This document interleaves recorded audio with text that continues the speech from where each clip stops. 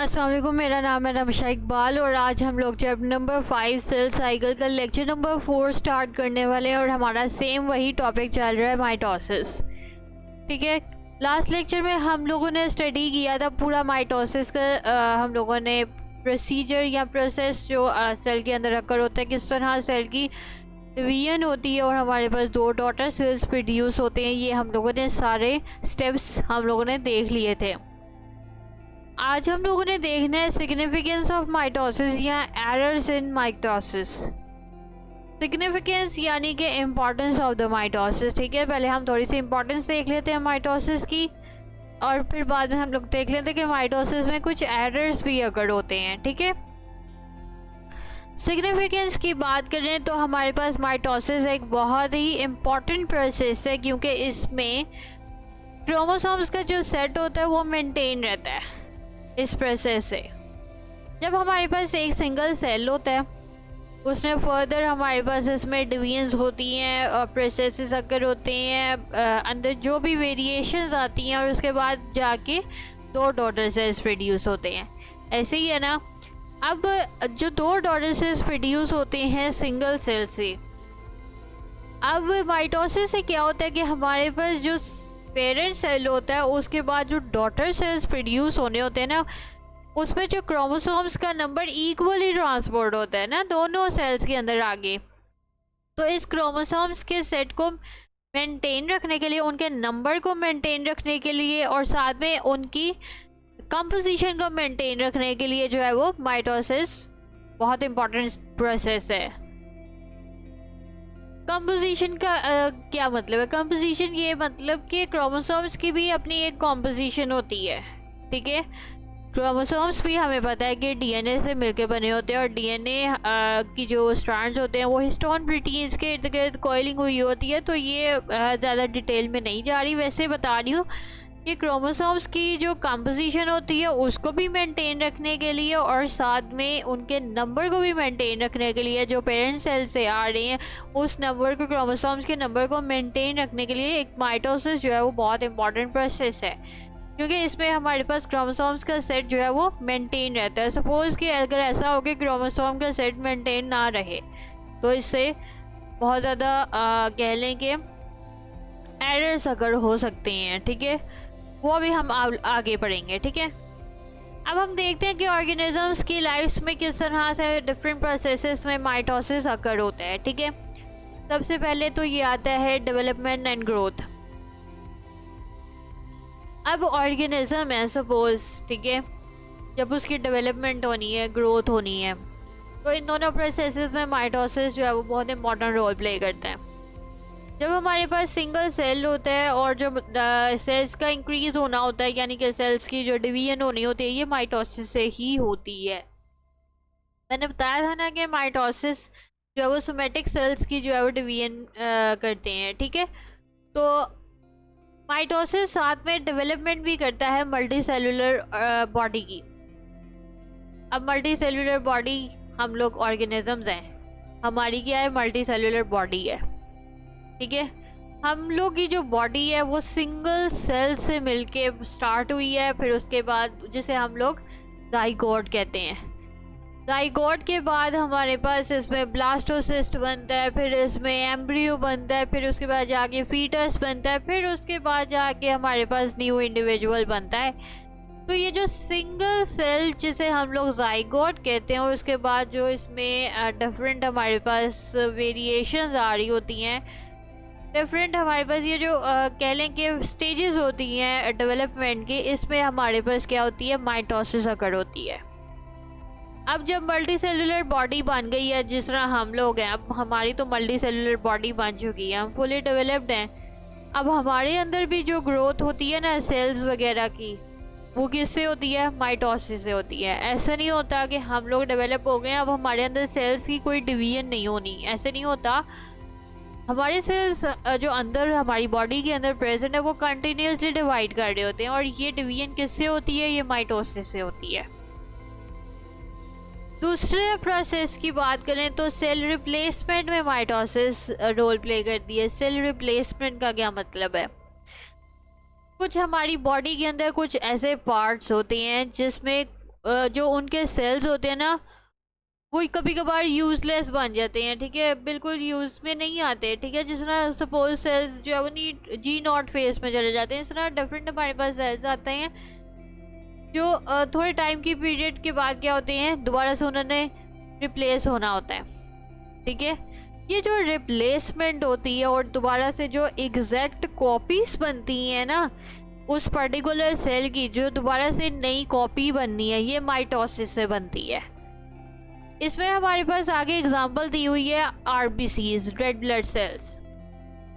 Red blood cells का अगर life span देखें तो ऐसे नहीं है कि हमारे अंदर जो बॉडी के अंदर आरबीसीज प्रेजेंट है ना वो जब से हम पैदा हुए हैं वो अभी तक आरबीसीज वही हैं, ऐसे नहीं है। आरबीसीज का एक लाइफ स्पैन है जो कि बहुत छोटा है, इनका बहुत शॉर्ट है लाइफ स्पैन। उनका लाइफ स्पैन है सिर्फ 4 मंथ्स। हर 4 माह के बाद जो है वो हमारे अंदर जो आरबीसीज है ना, रेड ब्लड सेल्स, वो दोबारा से रिप्लेस होते हैं, नए आरबीसीज बनते हैं, ठीक है। ये जो नए आरबीसीज की फॉर्मेशन होनी होती है ये किससे होती है, ये माइटोसिस से होती है। तो माइटोसिस हमारे अंदर किस तरह से कितना इम्पोर्टेंट रोल्स प्ले कर रहा है, ठीक है। नेक्स्ट हमारे पास आता है रीजनरेशन। अब हमारे पास कुछ ऑर्गेनिजम्स आते हैं कि उनके पार्ट्स की रीजनरेशन होती है, यानी कि उनके पार्ट्स दोबारा से डेवलप होते हैं। अगर उनके किसी तरीके से उनका वो पार्ट लॉस्ट हो जाता है तो फिर दोबारा से ये जो रीजनरेशन होनी होती है ना ये माइटोसिस से होती है। जैसे कि एग्जांपल दी हुई है स्टारफिश, जिसे सी स्टार भी कहते हैं। स्टारफिश का तो आपको पता है ना। स्टारफिश का सपोज कि कोई आर्म टूट गया है, लॉस्ट हो गया है, तो वो जो दोबारा से उसकी जो आर्म की फॉर्मेशन होनी होती है ना वो रीजनरेशन असल में होती है। वो किससे होती है, वो माइटोसिस से होती है। इसके अलावा अगर आपने कभी लिजर्ड देखी हो, लिजर्ड को जब आप अगर मारें तो उसकी अगर सपोज टेल अलग हो जाए तो वो क्या होती है, अगर लिजर्ड बाकी अगर है ना तो वो दोबारा से उसकी टेल की रीजनरेशन हो जाती है, वो भी माइटोसिस से होती है, ठीक है। तो इस तरह से कुछ ऑर्गेनिजम्स होते हैं उनके पार्ट्स की रीजनरेशन होती है। नेक्स्ट हमारे पास प्रोसेस आता है एसेक्सुअल रिप्रोडक्शन। अब ह्यूमंस की बात करें, ह्यूमंस में होती है सेक्सुअल रिप्रोडक्शन। एनिमल्स की बात करें तो एनिमल्स में भी मोस्ट प्रोबेबली जो है वो सेक्सुअल रिप्रोडक्शन होती है। एसेक्सुअल रिप्रोडक्शन यूजुअली प्लांट्स में होती है और कुछ और एनिमल्स आ जाते हैं जो छोटे छोटे होते हैं, और इसके अलावा बैक्टीरिया वगैरह भी आ जाते हैं, उनके अंदर भी एसेक्सुअल रिप्रोडक्शन होती है। अब जो ऑर्गेनिजम्स जो कि अपने ऑफस्प्रिंग्स प्रोड्यूस करते हैं एसेक्सुअल रिप्रोडक्शन से, वो किस तरह से करते हैं, उनके अंदर भी माइटोसिस अकर होती है, ठीक है।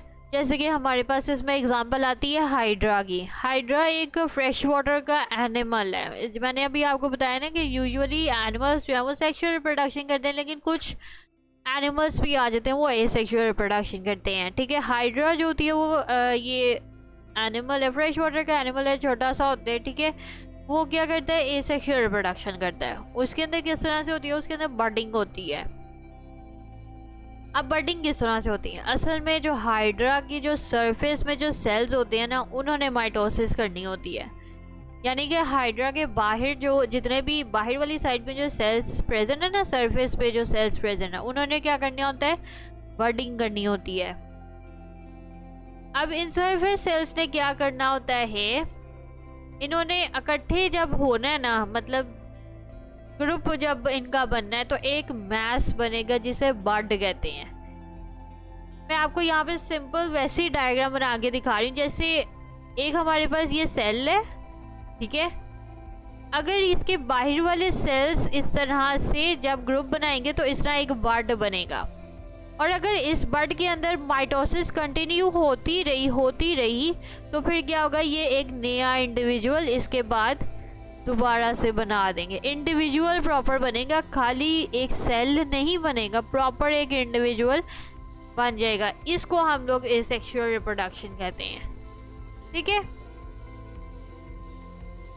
अब अगर प्लांट्स की बात करें तो इसमें जो एसेक्सुअल रिप्रोडक्शन होती है उसमें हमारे पास कौन सा प्रोसेस आता है एसेक्सुअल रिप्रोडक्शन से जो होता है वो होता है वेजिटेटिव प्रोपगेशन। वेजिटेटिव प्रोपगेशन यानी कि कुछ जो इनके वेजिटेटिव पार्ट्स होते हैं ना प्लांट्स के, वो जो स्प्रेड करते हैं, प्रोपगेट करते हैं, डिवाइड करते हैं, तो इस तरह ये जो वेजिटेटिव प्रोपगेशन होती है ये भी एसेक्सुअल रिप्रोडक्शन से होती है प्लांट्स के अंदर। ठीक है, तो प्लांट्स के अंदर भी एसेक्सुअल रिप्रोडक्शन होती है। ये थी हमारी सारे इंपॉर्टेंस माइटोसिस की। अब आपको आइडिया हो गया कि माइटोसिस की कितने इंपॉर्टेंस है, कहाँ कहाँ पे हमारे पास माइटोसिस जो है वो अकर हो रहा है और क्या उसकी इंपॉर्टेंस है। अब आते हैं हमारे पास एरर्स इन माइटोसिस। इंपॉर्टेंस हम लोगों ने देख ली, हम लोगों ने देख लिया कि पूरा माइटोसिस किस तरह आकर होते हैं, सेल्स किस तरह डिवाइड करते हैं, साइटोप्लाज्म किस तरह डिवाइड करते हैं, और उसके बाद हमारे पास डॉटर सेल्स किस तरह बनते हैं। फिर हम लोगों ने लाइफ के लिहाज से, रेगुलर बेसिस के लिहाज से, ऑर्गेनिजम्स के लिहाज से भी हम लोगों ने देख लिया है कि माइटोसिस क्या रोल्स प्ले कर रही हैं हमारी लाइफ्स में। ठीक है, mitosis is a very important process. अब ज़रूरी नहीं है माइटोसिस का ये जो प्रोसेस है कंट्रोल्ड प्रोसेस है ऑल्दो, लेकिन ये ज़रूरी नहीं है कि हमेशा ये नॉर्मल रहे, कभी एरर्स भी इसके अंदर अकर हो सकते हैं। और जब एरर्स अकर होते हैं तो इसका क्या रिजल्ट आता है, इससे कैंसर डेवलप हो जाता है। ठीक है, जितने भी हमें पता है कि जितने भी सेल्स होते हैं ना उनके अंदर जीन्स प्रेजेंट होते हैं।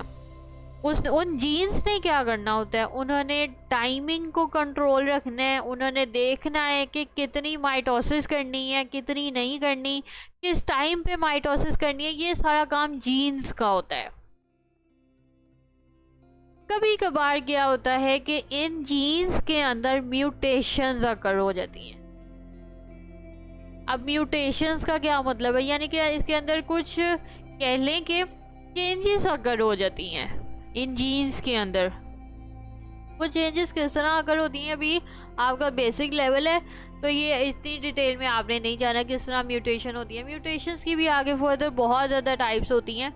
ठीक है, मैं अभी आपको नहीं बता रही, सिंपल वैसे बता रही हूँ, जीन्स के अंदर कुछ चेंजेस अकर हो जाती हैं। ठीक है, जिन्हें म्यूटेशंस कहते हैं।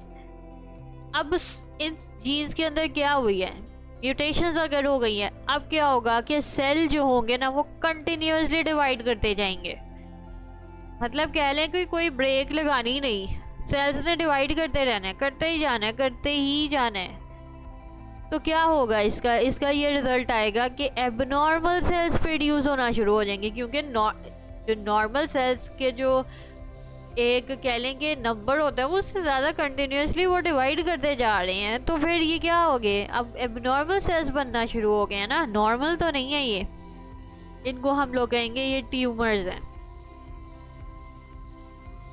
अब ये जो ट्यूमर्स बने हैं, ठीक है, अगर तो ये अपनी पोजीशन में ही रहे हैं कि मतलब सिर्फ उन्हीं एरिया में ही सिर्फ ये स्प्रेड किए हैं, ये जो सेल्स स्प्रेड हो रहे हैं ना, अगर सपोज उसी जगह में सिर्फ स्प्रेड होती रही है इनकी जगह, मतलब इनकी जो स्प्रेड होती रही है उसी जगह में, उस वक्त हम लोग इनको कहेंगे ये बिनाइन ट्यूमर्स हैं। ठीक है, जब तक ट्यूमर्स अपनी जगह में रहेंगे तब तक हम उनको कहेंगे ये बिनाइन ट्यूमर्स हैं। ऑल्दो के वहाँ पे भी सेल्स बहुत डिवाइड हो चुके हैं, लेकिन जब वो इन्वेड करेंगे दूसरे टिश्यूज़ को, यानी कि जब वो दूसरे टिश्यूज़ को भी अटैक करना शुरू कर देंगे, यानी कि ये कि वो सिर्फ अपनी जगह में आके रुके नहीं है, अब उन्होंने क्या किया है, बाकी के जो इर्द गिर्द जो टिश्यूज़ हैं उनके पास भी जाना शुरू कर दिया, उनको भी अटैक कर दिया। अब जब उनको भी ये अटैक करेंगे तो फिर ये क्या बन जाएंगे, ये मैलिग्नेंट ट्यूमर्स बन जाएंगे, जिन्हें हम लोग कैंसरस ट्यूमर्स कहेंगे। अब ये हमारे पास ये ज़्यादा खतरनाक है, क्योंकि अब ये दूसरे टिश्यूज़ को भी जो ऑलरेडी नॉर्मल है उनको भी जाके अटैक करी जा रहे हैं। तो ये क्या बन गए हैं, कैंसरस ट्यूमर्स बन गए। और इन सेल्स को हम क्या कहेंगे, ये अब कैंसर सेल्स हैं।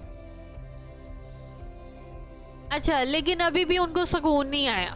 ठीक है, उन्हें इर्द गिर्द के ऑल्दो के टिश्यूज़ को भी उन्होंने जो है वो अटैक कर दी है, लेकिन वो उन्होंने अब ट्यूमर्स ने क्या किया, अब ये जो कैंसर सेल्स है ना इन कैंसर सेल्स को भी उन्होंने दूसरे बॉडी पार्ट्स में सेंड करना शुरू कर देना है। इन कैंसर सेल्स को जब वो दूसरे बॉडी पार्ट्स में भी सेंड करना शुरू कर देंगे तो और ज़्यादा ट्यूमर्स बनेंगे। इस तरह से हर जगह ट्यूमर्स जब बनेंगे, हर जगह और ज़्यादा इन्वेजन होगी, और ज़्यादा बिनाइन ट्यूमर से मेलिग्नेंट ट्यूमर्स बनेंगे। ये जो प्रोसेस पूरा होता है इसको हम लोग मेटास्टेसिस कहते हैं। मेटास्टेसिस को हम लोग ये भी कह सकते हैं कि ये डिजीज़ की स्प्रेड हो रही है, स्प्रेडिंग ऑफ डिजीज़।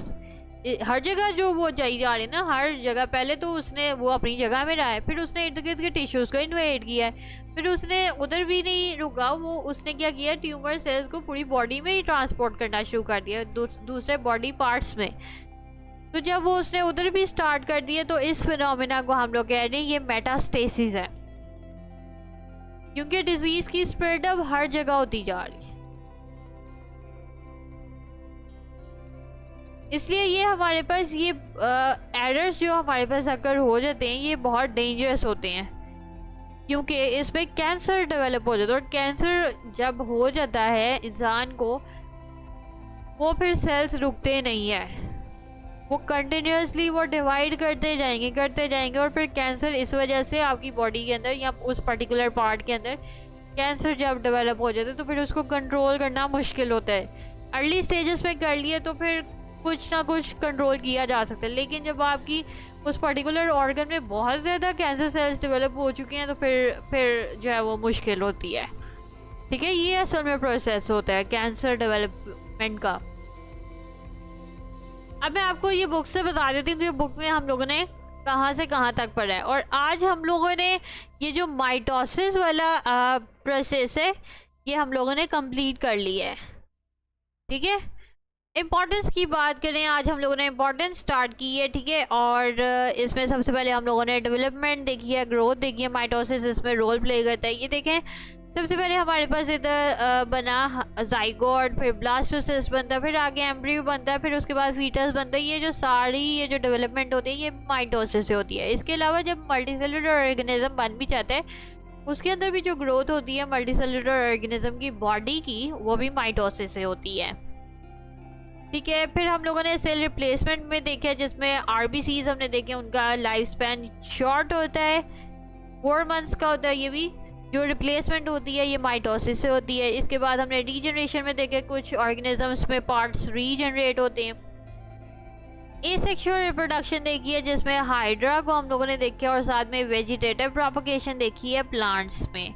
ठीक है, ये हम लोगों ने सेक्सुअल रिप्रोडक्शन देखी है जो कि डिफरेंट और भी ऑर्गेनिजम्स में अकर होती है। ठीक है, उसके बाद हम लोगों ने ये एरर्स देखे हैं माइटोसिस के। हमने देखा कि इसमें कैंसर डेवलप होते हैं, ट्यूमर्स बनेंगे, बेनाइन ट्यूमर्स रहेंगे अगर तो वो अपनी ओरिजिनल पोजीशन में है। ठीक है, और मेलिग्नेंट तब बनेंगे जब वो सराउंडिंग टिश्यूज को करेंगे, और अगर वो सेंड कर देंगे कैंसर सेल्स को दूसरे बॉडी पार्ट्स में तो इस फिनोमिना को हम कहेंगे मेटास्टेसिस, जिसको हम कह रहे हैं स्प्रेडिंग ऑफ डिजीज। ये वाला जो एरर्स है इन माइटोसिस, ये इंपॉर्टेंट शॉर्ट क्वेश्चन है, बहुत इंपॉर्टेंट शॉर्ट क्वेश्चन है। इसमें बेनाइन और मेलिग्नेंट ट्यूमर्स का अलहदा से डिफरेंस भी आ जाता है। कभी कभार वैसे ही कह देते हैं कि मेटास्टेसिस का फिनोमिना डिस्कस करें किस तरह से होता है, तो ये इंपॉर्टेंट शॉर्ट क्वेश्चन है। ठीक है, तो आज हमारा ये माइटोसिस वाला कंप्लीट हो गया है। ठीक है, और नेक्स्ट हम लोग क्लास में फिर हम लोग मियोसिस स्टार्ट करेंगे। मियोसिस थोड़ा सा कहने कंफ्यूजिंग है, ठीक है, लेकिन होप सो मैं जब समझाऊंगी तो आपको समझ आ जाएगी। आपने बस गौर से पढ़ना है और कंसेप्ट क्लियर करने की कोशिश करनी है। ठीक है, तो अगर आपको वीडियो पसंद आई है, आज का लेक्चर थोड़ा सा इंटरेस्टिंग भी था, तो अगर आपको वीडियो पसंद आई है तो लाइक करें, शेयर करें, सब्सक्राइब करें। जिस चीज़ की समझ नहीं आती कमेंट सेक्शन में पूछें, और नीचे लिंक आपको डिस्क्रिप्शन में मिल जाएगा नोट्स का। इसके अलावा एक और लिंक दिया हुआ है जो कि एक प्रोडक्ट स्टोर है, वहाँ से जाएं, बाय करें अगर कोई चीज़ करना चाहते हैं। तो आज के लिए इतना ही, अल्लाह हाफिज़।